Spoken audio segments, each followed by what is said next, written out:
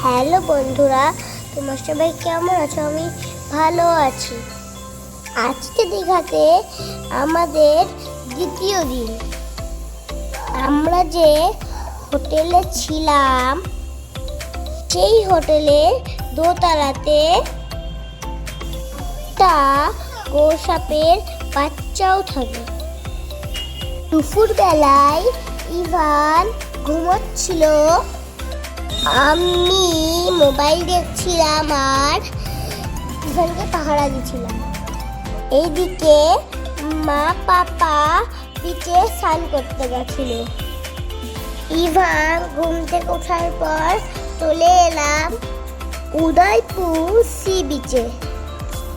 আসতে একটু সন্ধ্যায় হয়ে গেছিল, আর এখানে সন্ধ্যায় দোকান বাজার সব বন্ধ হয়ে যায়। এই বিচের ধারে পা ভিজিয়ে অনেক রকম মাছের আইটেম খাওয়া হয়। আমরা দেরি করে এসেছিলাম বলে সব দোকান বন্ধ হয়ে যাচ্ছিল। এই দেখো লোকটা কেমন ম্যাসাজ করাচ্ছে।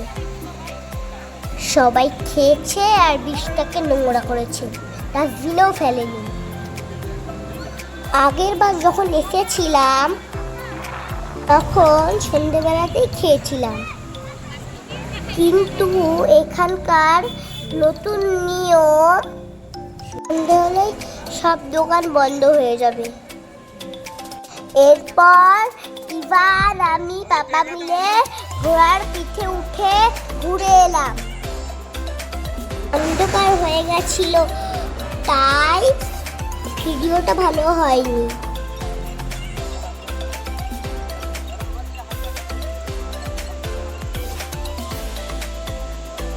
এরপর উদয়পুর থেকে চলে এলাম নিউ দীঘা সি বিচে।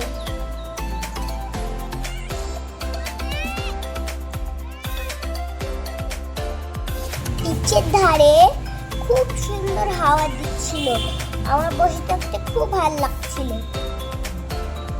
রাত 9টা বাজে, চিকুর খিদে লাগবে তাই রুমে চলে যাচ্ছিলাম। টাটা, বাই বাই, দেখা হবে আবার নতুন ব্লগে।